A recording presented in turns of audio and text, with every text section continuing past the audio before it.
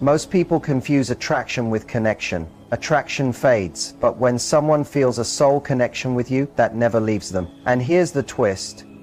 You don't even have to guess. There are very specific signs that reveal it, and once you notice them, you'll never question where you stand again. Let's break them down. First, when someone feels that deeper bond, there's a magnetic pull. They're drawn to you in ways they can't explain, and they don't fight it. Second, comfort. Pure comfort. They don't need to impress you with a mask. Around you, they can be messy, quiet, silly, vulnerable, and they know it's safe.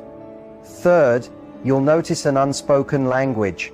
The looks, the unfinished sentences, the way you just know what they meant without a word. That's not luck, that's alignment. And here's a big one. Time feels different. With them, hours fly like minutes. But when you're apart, even a short gap feels heavy. Before I give you the rest of the signs, pause for a second. If this is already striking a chord, hit the like button. It not only tells me this helped you, but it lets more people find this message too. And if you want more insights like this, make sure you subscribe so you don't miss the next piece that could shift your whole perspective. There are encounters and then there are collisions of essence. Times when another person doesn't just enter your story but stirs something at the deepest part of who you are. You can't explain it with logic. You can't measure it with surface level checklists. It's not only attraction or even compatibility, it's about recognition. Something in them feels strangely familiar, but not in a way that links to your past. It feels like home in a place you've never visited. That's what a soul connection is. And when it arrives, you'll know, not only by how you feel, but by what starts to unfold around you. Because this kind of bond does not stay hidden. It declares itself through patterns, through intensity, through an undeniable shift inside your inner world. You start to notice signs, subtle yet strong, that this is not just another person. This is someone your soul has been waiting for. And when they feel that same pull with you, those signs appear too. Not always loud, not always clear, but always real, always meaningful. And if you're awake enough, honest enough, and brave enough, you'll recognize them for what they are. Proof that this moment, this person, this bond means more than any words could ever explain. There is something deeply mysterious about human connection. Something that resists explanation, even while it asks to be understood. When two people meet and an unspoken link locks into place, it's not just chemistry, nor is it simple attraction. It's as though two frequencies align, creating a harmony that cuts through all the noise of life. This isn't about grand gestures or planned speeches. It's about a quiet pull, a gravity that doesn't need validation from the outside world. It's felt in stillness, in silence, in the pauses between the words. When someone feels a soul bond with you, this kind of emotional harmony becomes impossible to ignore. You've likely had conversations where your words went unheard, where you had to explain every feeling, defend every response. Now, compare that to the kind of exchange where you barely say anything, yet you're fully understood, where a glance across the room says everything. That is what a soul connection does. It makes you feel seen without needing to shout. It's not about putting up an image. It's about being true and being met with the same raw presence in return. And it's rare. It's not the common thing. And that's exactly why it feels so powerful when it comes. Most relationships work on what's visible: status, appearance, habits, compatibility on paper. But a soul connection ignores all that.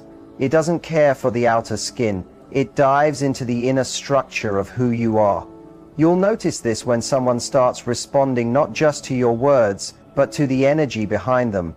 They notice when your tone changes, when your spirit draws back, even when your face has not moved. They sense when something is wrong, not because you told them, but because something in them picked it up. That kind of awareness is not simply a skill, it's a signal a signal that something deeper is happening. This kind of connection isn't something you can plan. You can't scheme your way into it. In fact, the more you try to control or arrange it, the more it slips away. It often surprises you. Maybe in a quiet second, maybe while laughing together, or maybe in shared silence. There's no acting here, no games, no need to impress. You just exist, and they just exist. And somehow the meeting of those two truths feels fuller than anything you've ever known before. That's emotional harmony. The sense that you're moving in rhythm with another person. But here's the twist. It's not always instantly romantic. It doesn't have to be. Sometimes that harmony shows up in moments of deep care or mutual understanding. It's not about needing the other person to make you whole. It's about being fully yourself and seeing that they not only accept it, but are drawn to it. They don't run away from your depth. They don't change the subject when your feelings grow complicated. Instead, they remain steady, still linked, because they're not reacting only to your outside. They're responding to something within you that speaks to something inside them. It's important to see that this silent harmony isn't always easy. It carries a strange vulnerability because being seen that clearly can feel unsettling. It breaks apart defenses you've built for years. It questions the masks you've worn just to survive. And in truth, that's the point. Soul bonds interrupt ordinary emotional patterns. They push you out of autopilot. They demand truth because they make it impossible to hide. When someone feels this bond with you, they don't just notice you, they share in your emotional world, often without knowing exactly why. There's a shared empathy that bypasses logic. You might hear yourself saying things you never planned. You might reveal pieces of yourself you once guarded with cold walls. Not because you were forced, but because you felt safe enough. That sense of safety is everything. When someone has this deep link with you, they don't twist your weaknesses against you. They hold them gently, not from pity but from respect. They know what it means to be fragile in this world. They know most people listen only to reply, not to understand, and they choose differently. They listen in a way that makes you feel whole, true, valued, even with your flaws. And as time goes on, this kind of emotional harmony builds a space where growth becomes possible. You grow not because they change you, but because being with them makes you want to step more into yourself. You're not shrinking to please them. You're widening to meet the depth of the bond. That's the difference. In shallow connections, you shrink to fit in. In soul bonds, you expand to hold the meaning that's forming between you. You'll know someone feels this pull with you when they don't run from your fire. They don't silence your feelings. They don't water down your passion. They lean closer. Not because they have all the solutions, but because they value the link more than the safety of emotional distance. There's no scoreboard, no posturing. Just two people recognizing something that doesn't need to be labeled to be real. That's what makes this kind of connection sacred. It doesn't need explanations. You don't have to prove its worth. You feel it in the way you breathe easier around them. You see it in their eyes when words fall short. You hear it in the pauses, not only in the sentences. And you carry it with you even when they are not near. Because a soul bond is not something you leave behind. It lingers, like a quiet hum under everything else. Something always shifts when such a connection truly exists. Something that resists normal timelines and clear explanations. Time starts to behave in another way. What should feel rushed or dragged out instead becomes natural. It's not that the hours stop moving, it's that you stop noticing them. In the presence of this person, moments widen. Talks continue into the early hours of morning without a trace of tiredness. Silence fills the air, not with discomfort, but with peace. The usual ticking clock that rules our days fades, because something more eternal has entered. That's one of the clearest signs someone feels a soul connection with you. Time loses its control. This is not a dreamy fantasy. It's not about being so taken that you ignore the world. It's about being so aligned that the world no longer feels like something you need to escape. You're not using each other as a cure for boredom or pain. You're grounding one another in a shared experience that feels both endless and present at the same time. That's very rare. Most people live in relationships that are like transactions, built on what's given and what's taken. They clock in and out of emotional exchanges. But when the bond is real, time is no longer currency. It becomes presence. You'll notice this difference when you're apart too. In usual relationships, distance brings doubt, worry, and the need for constant reminders. But a soul connection runs on different rules. The bond doesn't fade in absence. It only grows quiet, like a flame that dims but never goes out. You carry them inside you, not in a way that weighs heavy, but in a way that steadies you. The connection stays constant, like a low hum, always in the background. You don't feel forgotten, even when you haven't spoken for days. You don't feel replaced, even when life pulls you in other directions. There's a calm knowing that what you share is not fragile. It's rooted in something beyond being close in space. This isn't about dependence. It's not about obsessing over someone until they take over your identity. It's about trust. Not only trust in the person, but in the bond itself. You trust the rhythm even when the pace changes. You don't panic when the messages slow down. You don't question your worth when plans shift. Because you're not moving from fear, you're moving from harmony. And that trust is only possible when time has already shown you the depth of what you have. When every shared moment has proved that what's between you can survive silence, distance, and even uncertainty. When someone feels this bond with you, they won't need daily reminders. They won't need constant convincing to stay close. Something in them knows, even when life grows messy. They can be fully caught in their duties, their careers, their personal struggles, and still you live in their inner world. Not as a task, not as an obligation, but as a steady presence, as something sacred they return to when they need to remember who they are and what matters most. And you'll notice the same thing happening in yourself. You won't need their constant presence to feel their importance. You won't rely on them to keep you emotionally alive, because the connection doesn't ask that of you. Instead, it becomes a quiet source of strength, something you draw from, something that reminds you of your depth, your value, and your ability to connect beyond the shallow. And in that way, it makes you more whole, not more dependent. Even when apart, you feel it in the way certain songs touch you differently, in the way you think about conversations long after they ended, in the way your intuition senses their energy without needing proof. There's almost a kind of telepathy that can grow when two souls are tuned together. It's not magical thinking. It's a result of emotional and mental alignment. You begin to sense their needs before they say them. You feel their hurt before they show it. You celebrate their victories even if you weren't present. Because a connection at this level doesn't need physical closeness to stay alive. It lives in the space between time and intention. But that doesn't mean the relationship is without effort. The bond may feel timeless, but the people in it still live inside time. You will still face schedules, duties, disagreements, and missteps. But when the ground is a soul bond, those surface struggles don't break the core. You're able to return to one another without starting over from zero. There's a sense of flow, a shared rhythm that picks up right where it left off, no matter how long the silence lasted. And then you see something even deeper. This kind of connection teaches you patience. Not the kind of patience that holds frustration, but the kind that trusts timing. You stop rushing outcomes. You stop demanding instant clarity. You begin allowing the bond to breathe, to unfold, to show its depth over time. You no longer see time apart as danger. You see it as needed space for reflection, for individual growth, for the bond to deepen naturally. So if you find yourself in a connection where time stands still when you're together and remains sacred even when apart, don't brush it off. Don't overthink it.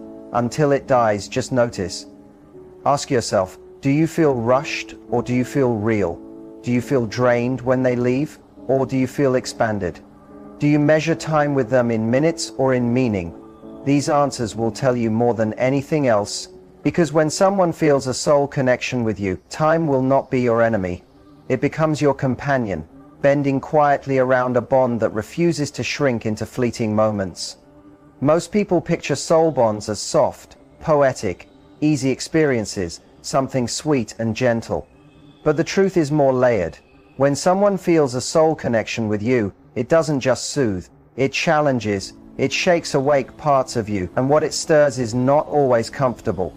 It's your unresolved feelings, your fears, your insecurities, your deep desire to be seen, mixed with your greatest fear of being seen and pushed away. Soul connections carry a kind of growth pressure. They call you into openness. Not because they are smooth or painless, but because they are meaningful. The first intensity can feel heavy. You might ask yourself, why do I feel so much this quickly? That confusion is natural. It's what happens when you're not only meeting another person, but also meeting yourself in their presence. They hold up a mirror, not to judge you, but to reflect the truth you've been avoiding. And the strange part is, it's not even on purpose. They're not trying to fix you or break you apart. They're just being real.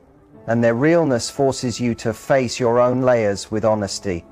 That honesty feels both freeing and uncomfortable at the same time. You'll notice this bond stirs up old wounds, not because they're hurting you, but because their presence touches places you haven't healed. You might catch yourself reacting in ways that surprise you, getting defensive, pulling back, or suddenly afraid. That fear doesn't mean the connection is wrong. It means it's deep enough to reach what you've buried.